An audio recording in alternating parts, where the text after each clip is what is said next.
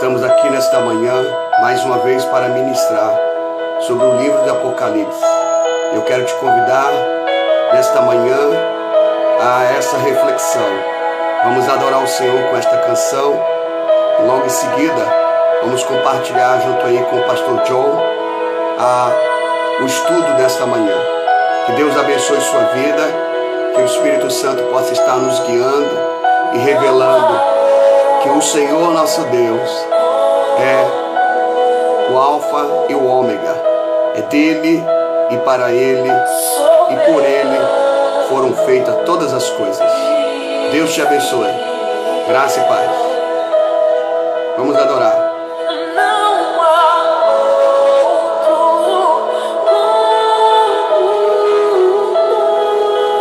Declare em seu coração nesta manhã.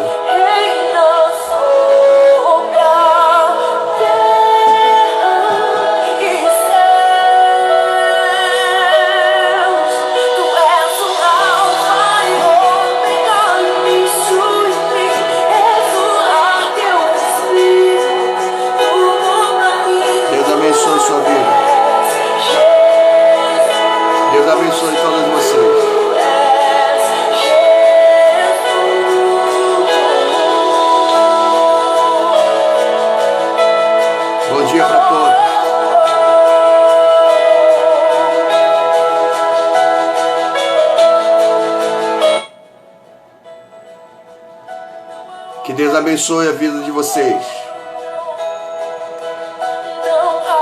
Vamos adorar com esta canção.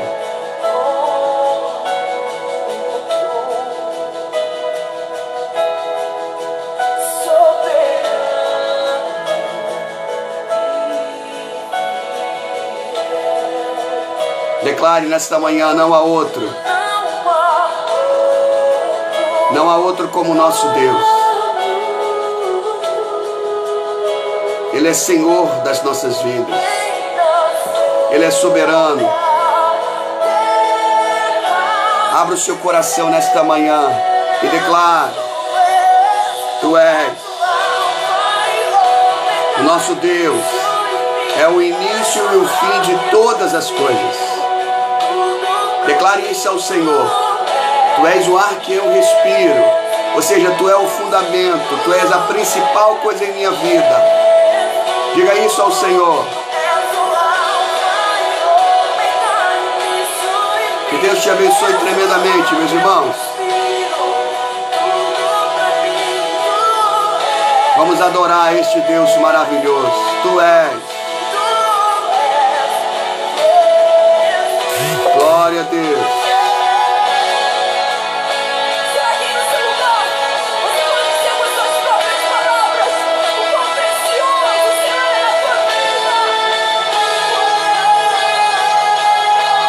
Agradeça a Deus por tudo, minhas irmãs. Meus irmãos, agradeçam a Deus por tudo. Esta canção fala sobre isso. A importância do Senhor Jesus nas nossas vidas. Ele é o Alfa, o Ômega, o início e o fim de todas as coisas. Adore o Senhor nesta manhã. Declare: Tu és Alfa e Ômega.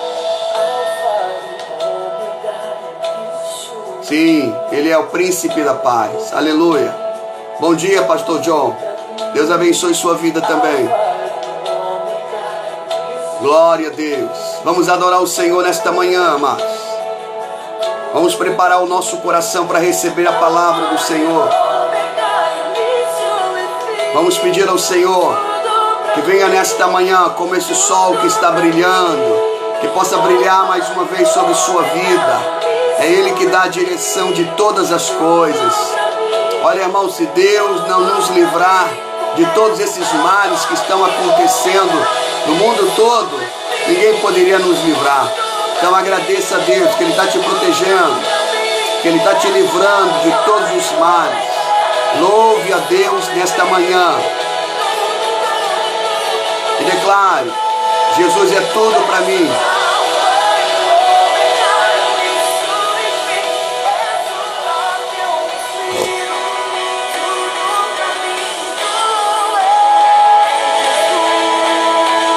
Jesus é tudo. Declare nesta manhã.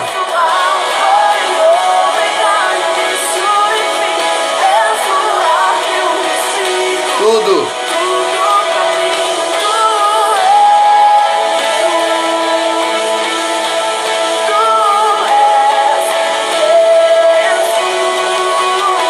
Nesta manhã, exalte o nome do Senhor. Nesta manhã, exalte o nome do nosso Deus. Nesta manhã, declare quem é Jesus para a sua vida. Nesta manhã, declare a sua dependência desse Deus.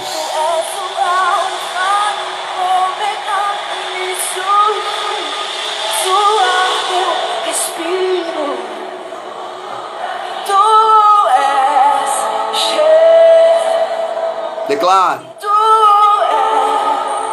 Conosco nesta manhã. Agora abre o seu coração, meus amados. Diga isso para Deus. Tu és o ar que eu respiro. Bom dia, pastor John. Bom dia.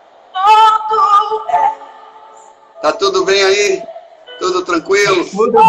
Tá tudo bem. Aleluia, glória a Deus. Vamos iniciar mais um estudo para a honra e glória do nome do Senhor, sobre o livro do Apocalipse, que está sendo já uma grande satisfação, né?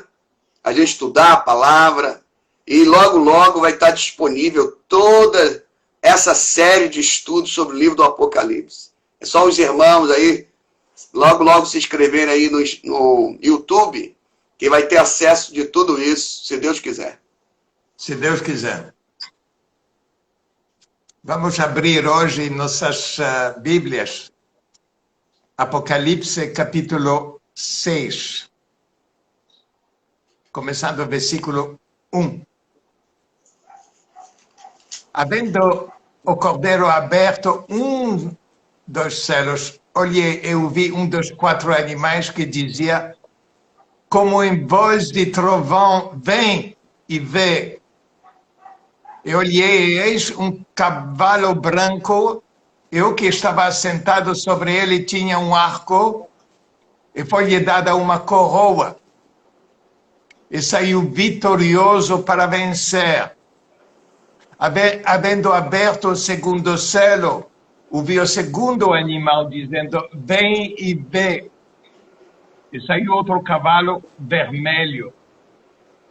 E ao que estava sentado sobre ele foi dado que tirasse a paz da terra e que se matassem uns aos outros, e foi-lhe dada uma grande espada. E havendo aberto o terceiro selo, ouvi o terceiro animal dizendo, vem e vê. E olhei, e eis cavalo preto.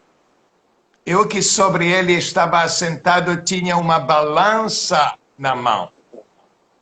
Eu vi uma voz no meio dos 4 animais que dizia, uma medida de trigo por dinheiro e 3 medidas de cevada por dinheiro. E não danifique o azeite e o vinho. E havendo aberto o 4 selo, ouvi a voz do 4 animal que dizia, vem e vê. E olhei, e eis cavalo amarelo. E o que estava sentado sobre ele tinha por nome Morte. E o inferno o seguia. E foi-lhes dado poder para matar a 4ª parte da terra com espada e com fome e com peste e com as feras da terra. Senhor, queremos te agradecer e te louvar. Reconhecer que sem o teu Espírito Santo é impossível entender, compreender e analisar e aplicar certas partes da tua palavra em nossa vida. Por isso nós te pedimos iluminação, abertura também de nossos corações para receber a tua palavra, que ela possa libertar o que precisa de ser liberto, aliviar o que precisa de alívio, Senhor. Dar vitória sobre áreas onde nós estamos sofrendo. Pode ser ansiedade, Senhor. E que eles possam aumentar a nossa fé, porque a tua palavra confirma que esta é a vitória sobre o mundo, nossa fé. Aumenta a nossa fé, Senhor. Tudo isso nós oramos em nome do teu Filho. Amém? Amém. Já a semana passada a gente já realmente estudou o assunto do cavalo branco. A gente só vai retomar um pouco o tema. Só para lembrar, alguém pode perguntar, o que são esses animais?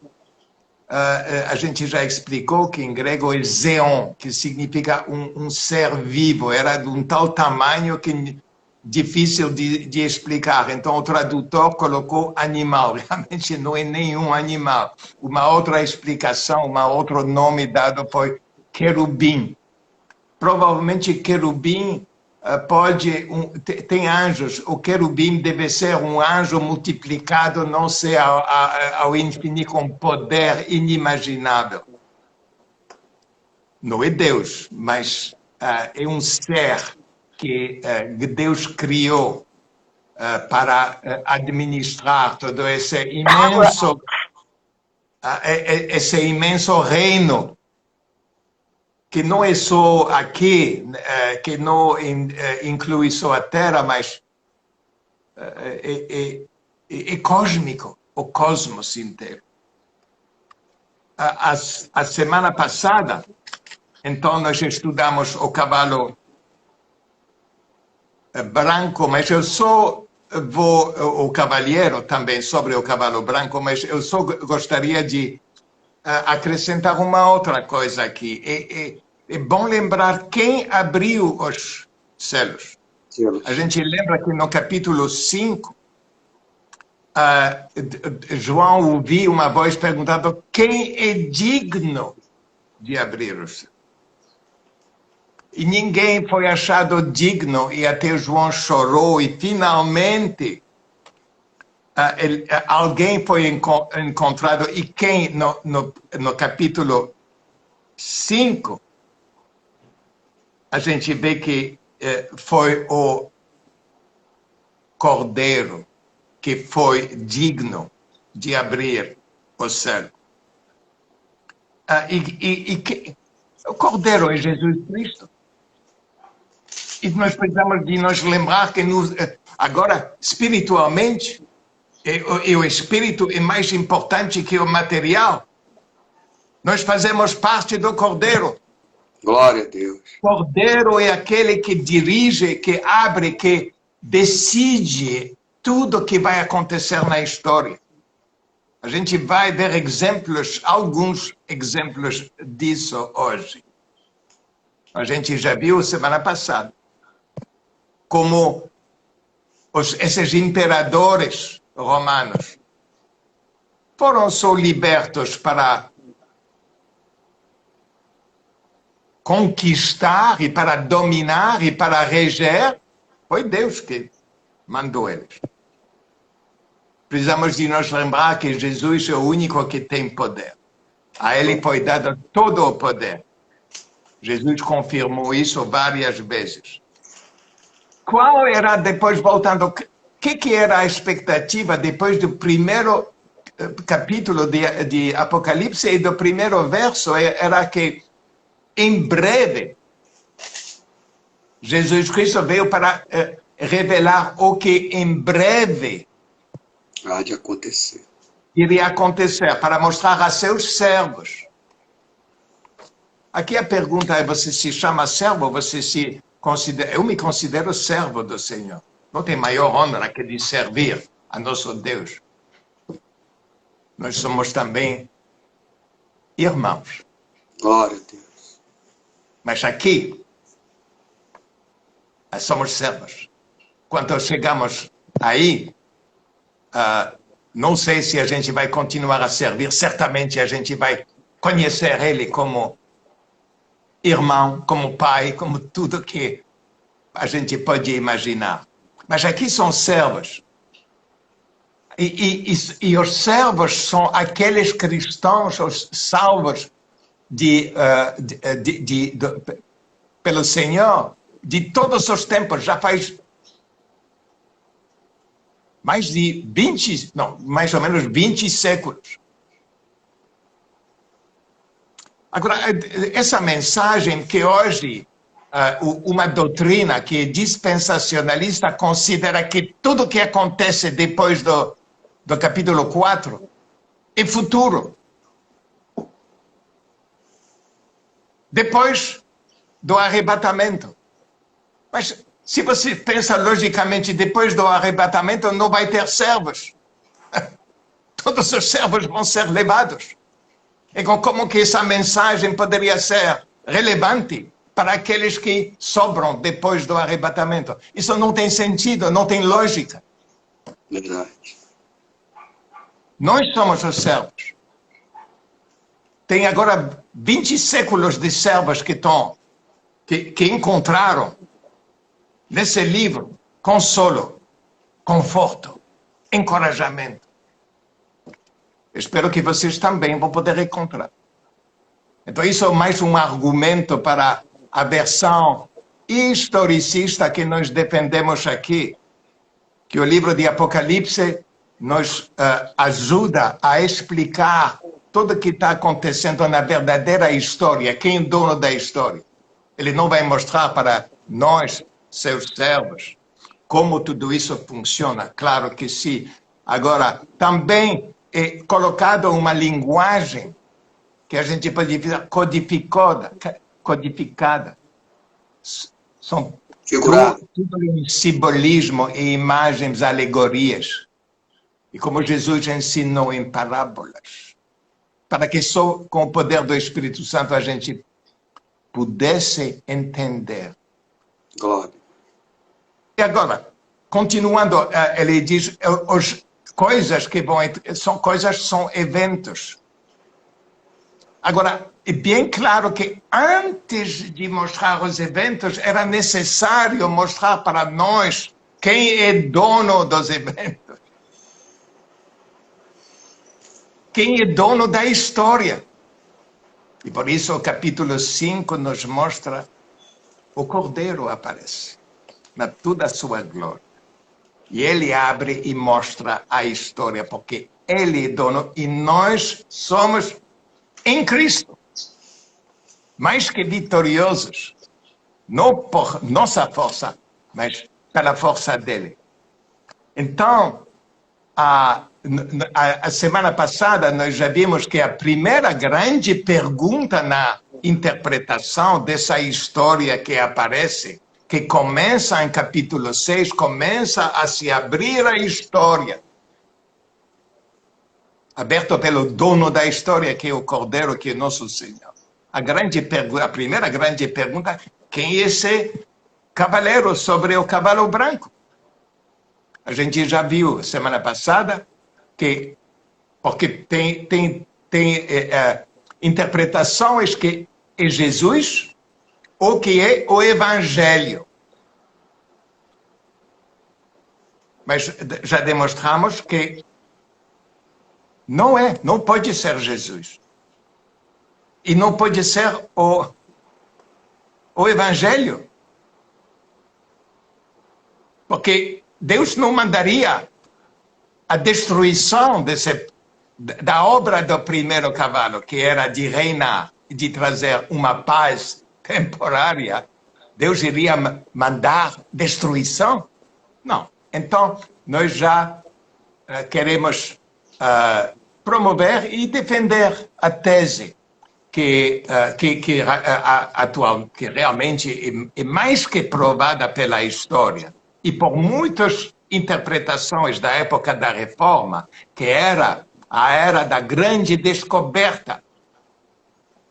Já tinha sido descoberta a interpretação histórica, mas ela foi dada todo o poder dos teólogos, dos estudiosos, centenas que saíram na época da Reforma e que comentaram sobre isso.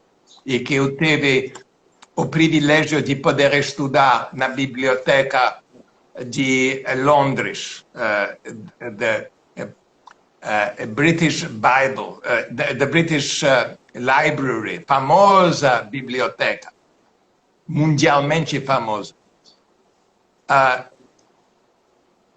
Agora, então, cavalo branco, imperador romano, e a gente viu que ele tinha arco e coroa na mão, e que isso era por coincidência, não era por coincidência, para mostrar para nós quem ele era. Isso era o brasão e o escudo de uma grande família que veio da Creta, e que essa dinastia. Então, o cavalo branco representava a dinastia dos primeiros grandes imperadores de Roma, que eram de origem dessa dinastia e que trouxeram para o mundo a maior paz jamais conhecida, que é conhecida historicamente como a Pax Romana. E você vê como Deus opera. Ele utilizou a Pax Romana para preparar a propagação e a divulgação do Evangelho em muitos países do Império Romano. Todos os países no redor do mar Mediterrâneo, se você ver na sua carta, todos foram tocados pela palavra durante esse período. Nós precisamos também de lembrar agora, chegando para o próximo cavalo, um princípio que é dado em Daniel. Daniel é muito importante para entender o livro de Apocalipse. Tem muitas referências a assuntos que foram revelados a Daniel e aumentados quando João recebeu essa mensagem do Apocalipse. Em Daniel, no capítulo 7 e 14, tem um princípio que é básico, que foi dado ao futuro Messias: domínio e honra e reino. E seu reino é o único que não será destruído. Glória a Deus. Bom, essa palavra dá a entender que tem possibilidade de destruição de reinos. Senão a palavra não diria isso. É o único que não será destruído. Isso quer dizer que tem outros que serão destruídos. Quem destrói? A gente vai estudar isso. Então tem aqui uma profecia que nenhum reino, aqui nós temos um dos maiores e mais fortes reinos na história da humanidade. A destruição dele era necessária. A gente vai ver por quê. Porque também tem essa profecia. Mas por que isso é necessário? E como que ele foi destruído, esse reino? É lá que sai o segundo cavalo, no versículo 4 desse capítulo, sai outro cavalo, vermelho. O que estava assentado sobre ele foi dado que tirasse a paz da terra, que se matassem uns aos outros, e foi-lhe dada uma grande espada. A história, tem toda a documentação já sobre essa história, tem vasta documentação romana sobre a história de Roma, que foi estudada durante séculos pelos historiadores da Europa, da França, da Itália, da Inglaterra, de todos os países. E nós sabemos que, depois de um período de paz, entre 100 e 200 anos de nossa era, a partir dos anos 200, começaram guerras civis, que aumentaram aos poucos. Guerras internas. E que essas guerras já enfraqueceram completamente, suficientemente, esse império para preparar o terreno para o surgimento da igreja. Graças a um outro imperador que veio nos anos 315 da nossa era, que se chamava Constantino, que também veio no meio de uma guerra civil. Ele teve que fazer guerra contra outros líderes em Roma, e ele foi também vítima de várias guerras civis durante o império dele, e como os outros. Depois disso vieram outras guerras com invasões, mas isso é outro assunto. A questão é, por que destruir a paz? E por que destruir? Por que é necessária? Nós precisamos de nos lembrar que Isaías confirma que o príncipe da paz é nosso Senhor Jesus Cristo. Ele é único. E qualquer paz que é estabelecida sem ele não é uma verdadeira paz, é uma falsa paz. E se a gente estuda a história, é triste, é realmente triste.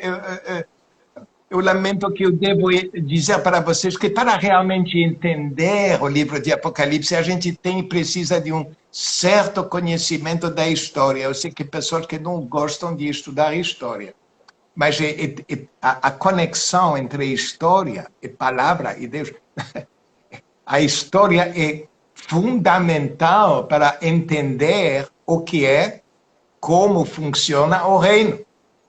Se a gente fala do reino, o reino tem uma história. Então, se a gente estuda a história, a gente vê que todos os períodos de paz, dominadas por um poder que não era cristão, sempre conduziam uma decadência na moralidade em todas as áreas.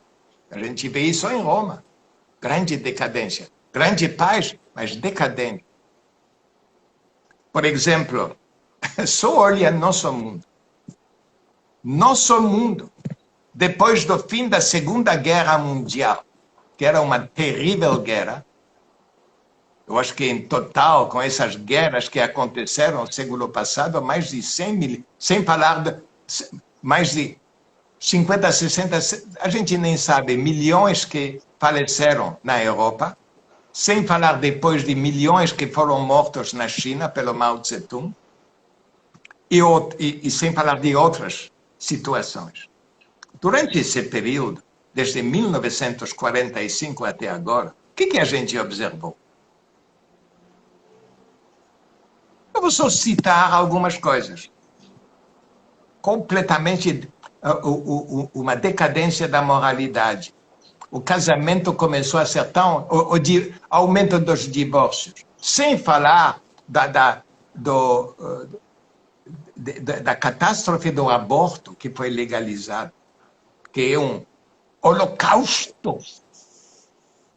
Uma paz. Olha só isso. E na igreja, o aumento do materialismo, da busca para os bens materiais, isso nunca existia nem em civilizações antigas. Isso era sempre considerado como uma decadência moral. Olha o aumento disso até na igreja, onde se prega prosperidade material, esquecendo que a mais importante e a mais fácil de obter é a espiritual. Tem que trabalhar muito para adquirir essa prosperidade material. A espiritual é de graça. Só que, então, nós ensinamos, não, e prosperidade material, e para as pessoas tem que dar muito, e não sei quem que está dando essa prosperidade. A grande pergunta é de onde ele vem. Decadência. Sem falar que durante os últimos 60 anos, as leis de todos os países ocidentais e até nos países comunistas foram decimadas do ponto de vista do conteúdo cristão, do conteúdo bíblico. Foi tirado de todas essas leis durante os últimos, gradualmente. Todas as leis, se você estuda o que aconteceu, o conteúdo bíblico das leis foi retirado até chegar ao exemplo atual, que a lei sobre casamento foi tão deturpada que a maior potência do mundo declarou que pode ser um casamento completamente contrário à lei divina. Pode ser um casamento entre pessoas do mesmo sexo. A gente vê a que ponto a degradação, a decadência total. Resultado de quê? De paz, que não é de Cristo. Então, preparem-se, porque vêm cavalos vermelhos para destruir tudo isso. E aos poucos eles já aparecem aqui e lá. Não é de surpreender. Porque Deus está no controle e Ele nunca vai permitir para nosso bem. Agora, como que isso nos afeta? A gente vai ver sobre isso.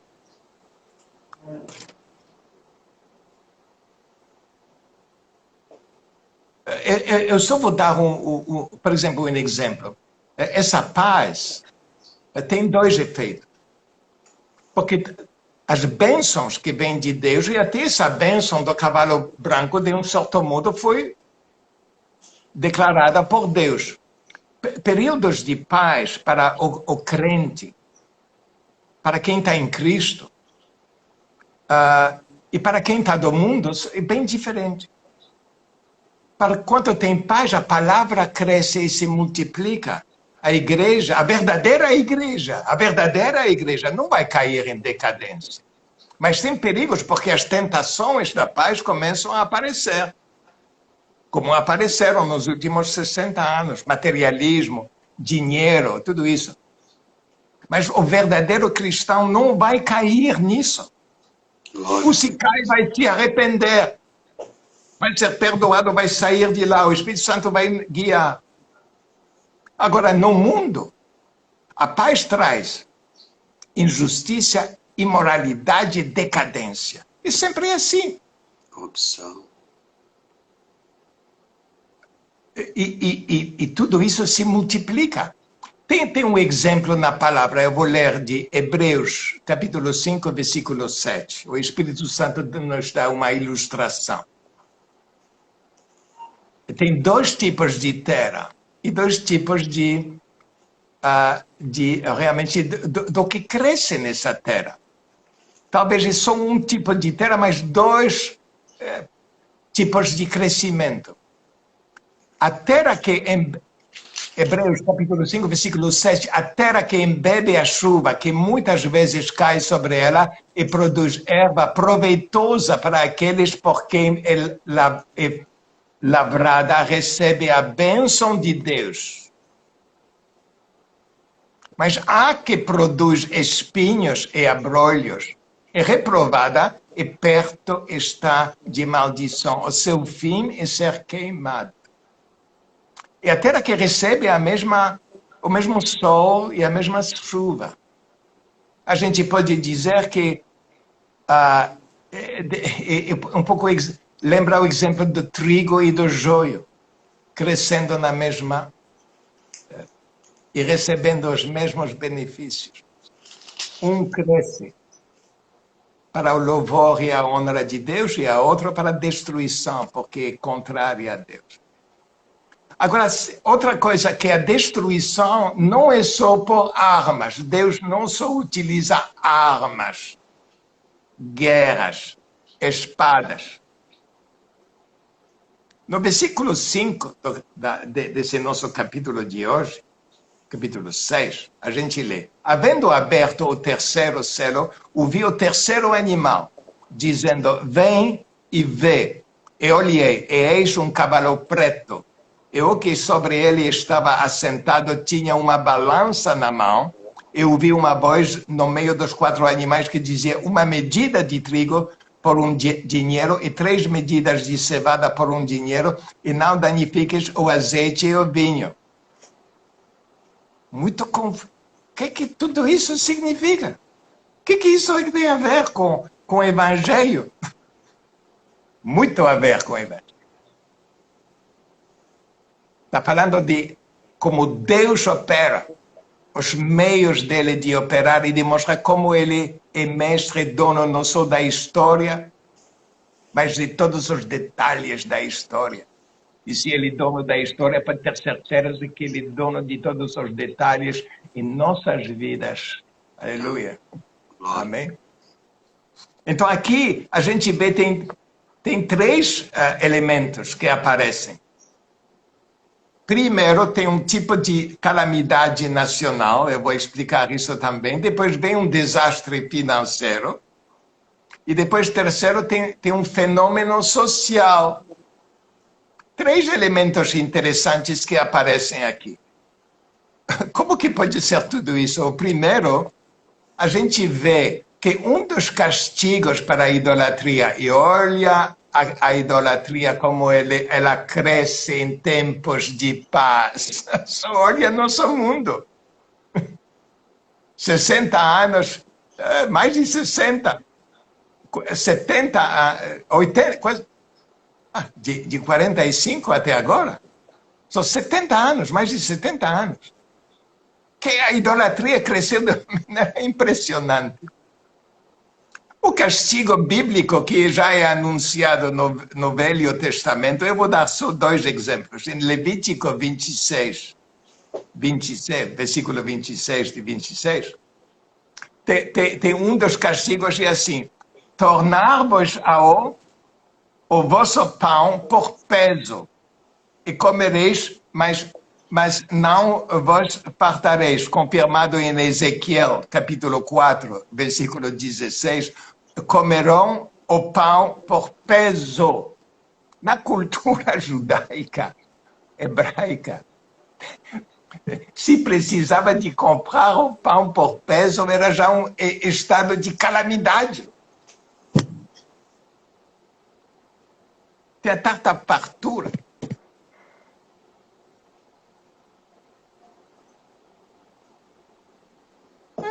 E nosso mundo, hein? Tá assim agora. E nosso mundo, onde o pão já começa a ser tão... Já faz anos que é caro. Já, o estado de calamidade já existia faz muito tempo. Então eu pensava, não é a paz, reina? Desculpe, já era um sinal de calamidade. Essa mão pesada sobre o preço do pão.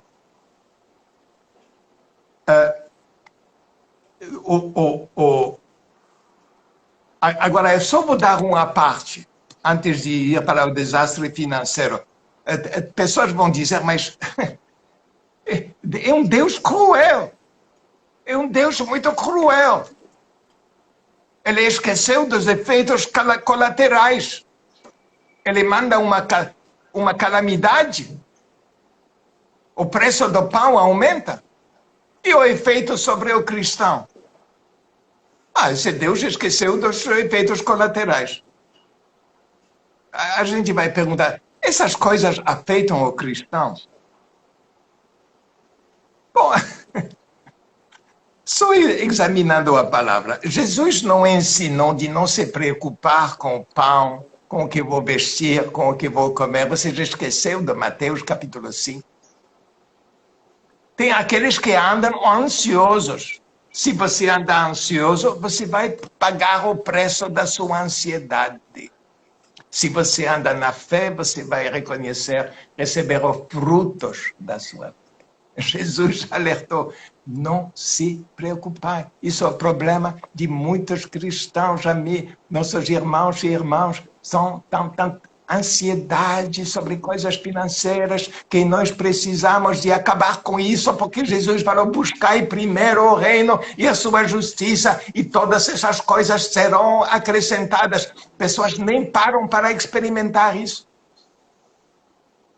Tem que passar por isso para ver que isso funciona. Às vezes, a pessoa demora até Deus tirar tudo da vida de uma pessoa, quando não sobra mais nada que ter fé nele, e lá ele descobre que Deus acrescenta o que ele ou ela precisa.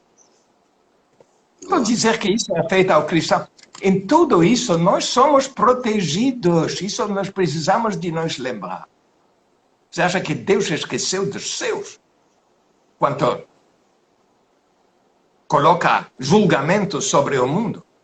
Decide se você faz parte do mundo, então é bom de ser preocupado com ansiedade.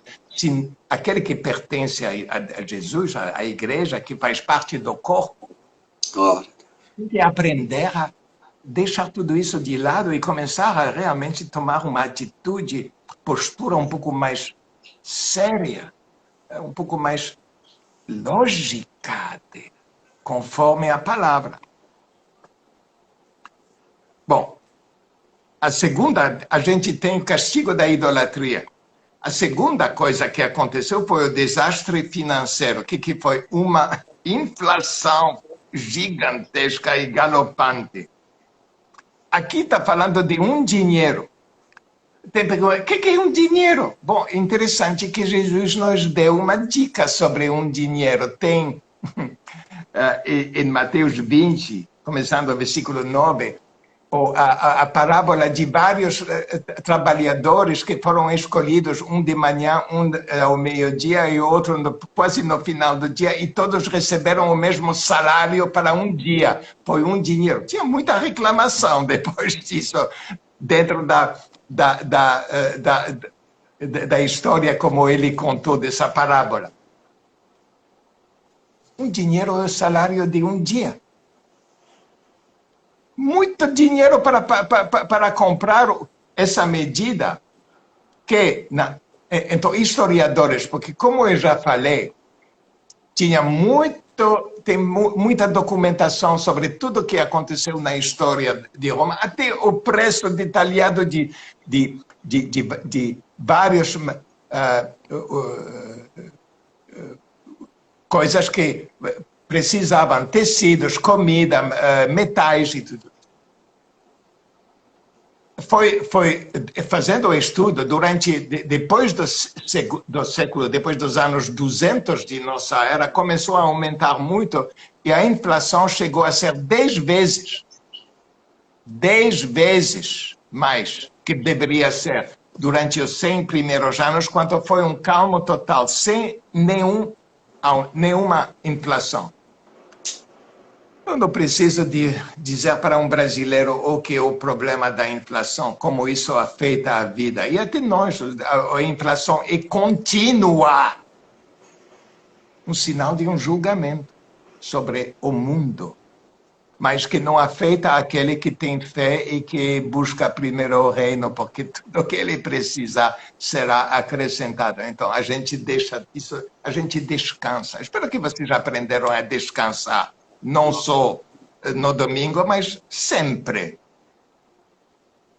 O terceiro é um fenômeno social. É interessante essa frase, não danifiques o azeite e o vinho. O que isso pode significar? Isso também a gente lembra, se a gente estuda a história de Roma, a gente vê que tinha as classes privilegiadas foram protegidas de todas os problemas, e era proibido de aumentar o preço de produtos que iam para as classes privilegiadas, as classes altas.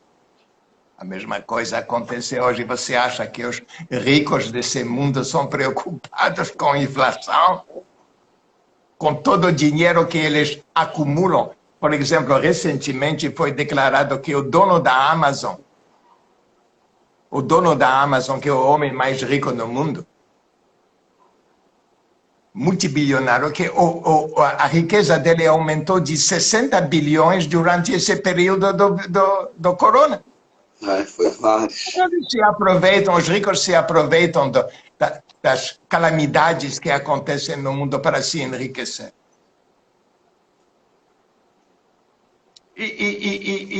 Então, pessoas vão, bom, ok, eles não vão ser julgados. Lembra-se, por favor, em Provérbios 6, eu esqueci o versículo, está escrito que os maus, e um exemplo de um homem mau, a sua destruição virá repentinamente, subitamente será quebrantado sem que haja cura. Não se preocupa com aqueles que prosperam. Até Davi, nos seus salmos, também. mas ele também sabia desse princípio. Veio uma destruição de repente sobre essas pessoas. Então a gente vê todas essas profecias foram cumpridas durante esse período do 100 de nossa era, quando foi dada a revelação do Apocalipse, até 300, e depois do 300, quando chegou o Salvador, que parou com uma certa... colocou de novo uma certa ordem temporária e tirou a igreja dos tormentos que ela estava passando. Pessoas vão dizer, tudo bem, mas a igreja sofreu. Bom, também o interessante é que a chegada do cavalo vermelho e do cavalo preto diminuiu bastante e a perseguição contra os cristãos teve que parar. Porque as preocupações daqueles que reinam era de sobreviver, então eles perderam a ênfase sobre a perseguição dos cristãos, diminuiu muito. Quando o mundo está em guerra, ele esquece de fazer guerra contra os cristãos. Quando vem a paz, por exemplo, na última guerra mundial, no país comunista, o Stalin, de repente, perseguição sobre os cristãos acabou quando veio a guerra contra Hitler. 5 ou 6 anos, os cristãos foram liberados. Assim que veio a paz, de novo, perseguição. Então, períodos de guerra têm um grande benefício para o corpo de Cristo, que para a perseguição, também para a oportunidade de receber a coroa de mártir, que é uma grande coroa, que ninguém quer, pouca gente quer, porque todo mundo quer ser arrebatado antes que tenha o eventual perigo de ser mártir. Que tipo de igreja nós temos agora? Então a gente vai agora dar algumas justificações para a nossa interpretação histórica. A primeira é que todos os impérios, desde a época de Roma até hoje, se você estuda, passaram pelo mesmo ciclo. Paz, depois guerras internas, depois problemas financeiros e, finalmente, morte. A morte a gente vai ter que estudar na semana próxima. A gente não vai ter tempo hoje. A gente vê, então, que as profecias, aqui essa primeira profecia, e todas, então, seguem o mesmo tipo, são cíclicas. Tem teólogos hoje que dizem, eu acho que o cavalo branco está chegando. Não, é o cavalo vermelho que está chegando, talvez venha uma guerra entre Estados Unidos e a China. Eles esqueceram que as guerras, o cavalo vermelho já apareceu 1900 anos atrás. Então são cíclicas e vão se repetir até a segunda vida. Esse é um princípio histórico. Agora,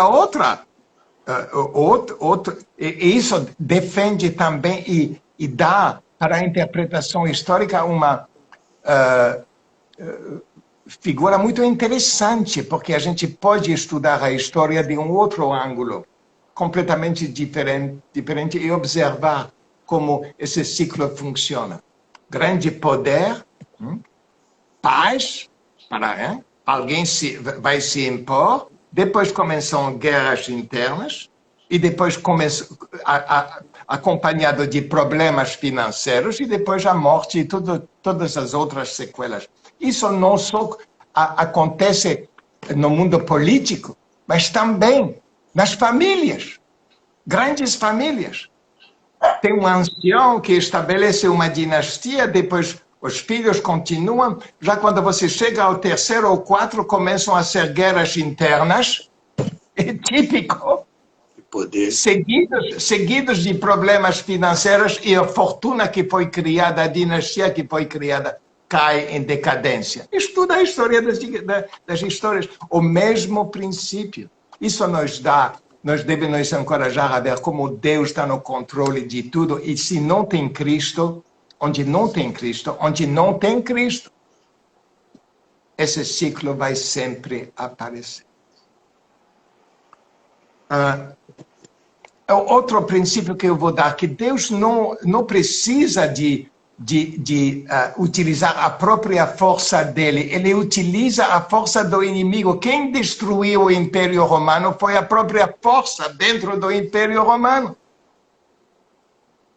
O próprio exército romano que destruiu o Império, quando começaram guerras internas. A gente vê a mesma coisa hoje. Por exemplo, a Rússia foi parcialmente destruída pelo KGB, que era um grande poder dentro, e também o exército, que começou a fazer besteiras lá no Afeganistão. A mesma coisa nos Estados Unidos. Hoje aparece que aqueles que estão destruindo os Estados Unidos se encontram dentro da própria CIA e dentro do FBI. E o Trump está lutando com guerras internas. O próprio poder deles não precisa de intervir, ele só libera que tudo isso o mal começa a surgir. O que Deus fez, ele retém o mal. Depois, quando ele deixa, o mal começa a operar. Graças a Deus que ele detém o mal em nossas vidas também. Glória a Deus. A gente pode dizer que, de um certo modo, é judô. É um tipo de judô espiritual. Você sabe, o princípio de judô é de utilizar o poder e a força do adversário para destruí-lo. O judô é assim. Você não vai trocar socos com o seu. Você utiliza, ele avança, ele pula em cima, você deixa ele pular, ele cai. Isso é o judô, é o sistema de judô.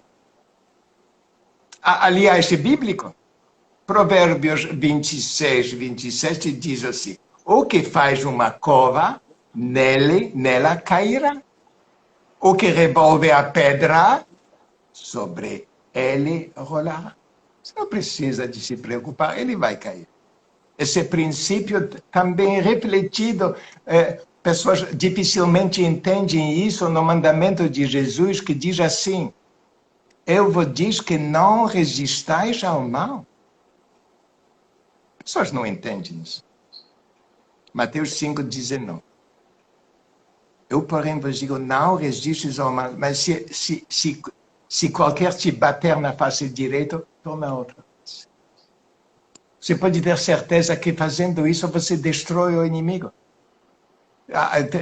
Tem muitos testemunhos cristãos. Se você quer uma guerra, um combate contra um inimigo, contra um adversário, o Satanás vai te dar quantas que você quer. Agora, se você torna a outra face, ele é destruído, ele não pode fazer nada. E começa a operar um outro princípio.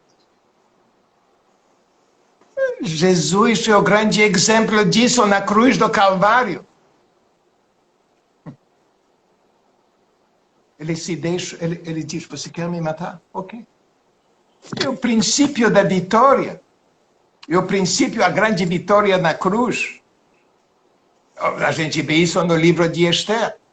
Onde Esther e Mordecai, como que eles... O que aconteceu? O Ramão foi enforcado no aparelho que ele estava preparando para Mordecai. O princípio é básico. É assim que a gente vence. É lá que vem o princípio do Cordeiro. O Cordeiro sempre vence, oferecendo a outra face e se deixando crucificar. Acima a igreja. A igreja não deve utilizar essas armas do mundo, que vão destruir o mundo próprio. Deixa o mundo se destruir a ele mesmo. Nossa arma é uma arma espiritual, a espada, que é a palavra. Eu só diria que se você quer dominar, a gente tem aqui uma imagem de como Deus opera para dominar, julgar os poderes do mundo. Eu diria que cada um de nós tem a oportunidade de vencer e de dominar as circunstâncias que nós enfrentamos dia a dia. Você quer ser vencedor sobre as suas circunstâncias? Esquece da guerra contra o mal mundial, cósmico. Deus já resolveu, o inimigo já foi destruído, derrotado. Mas ele é permitido de operar para que nós possamos aprender esses princípios e aplicá-los em nossas vidas. Verdade.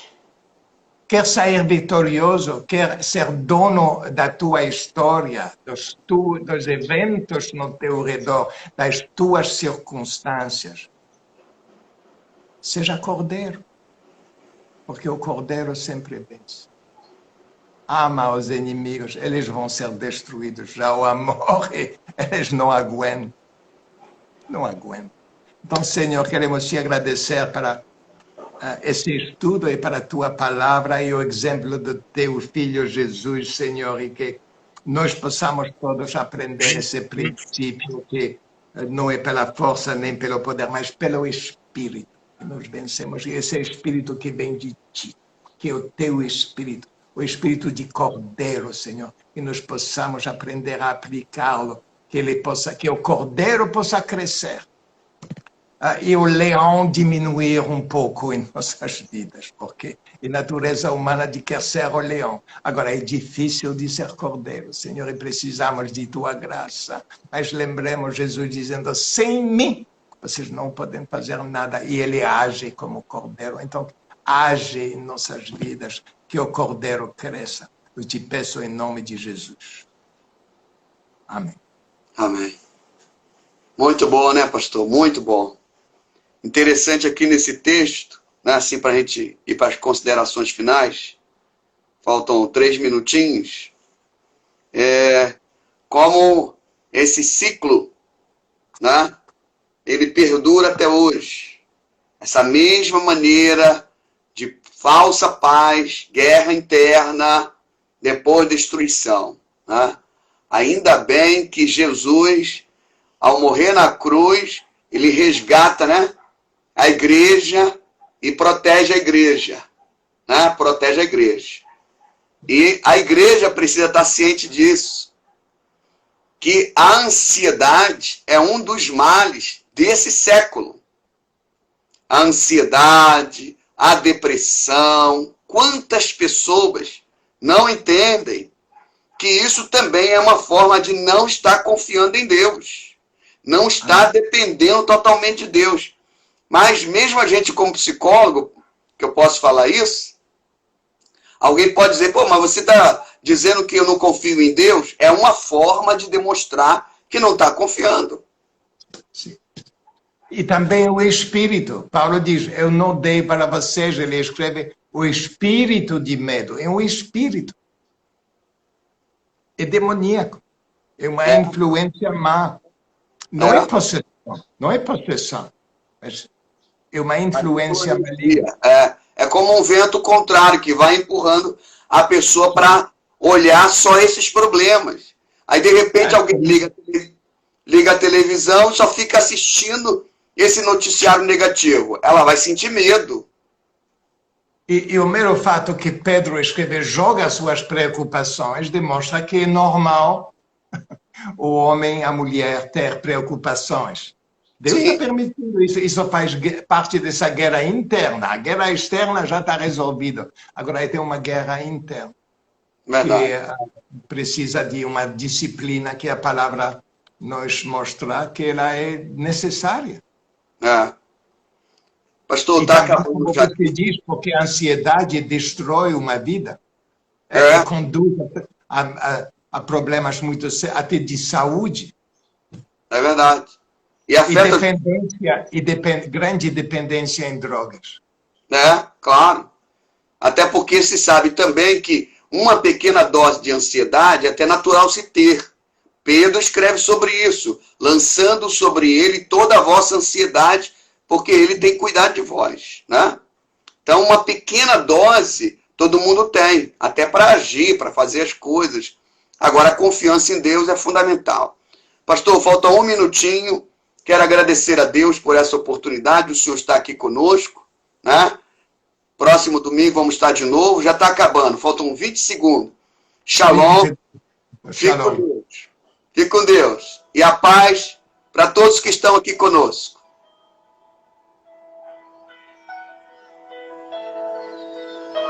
Deus abençoe o vosso domingo. A paz a todos.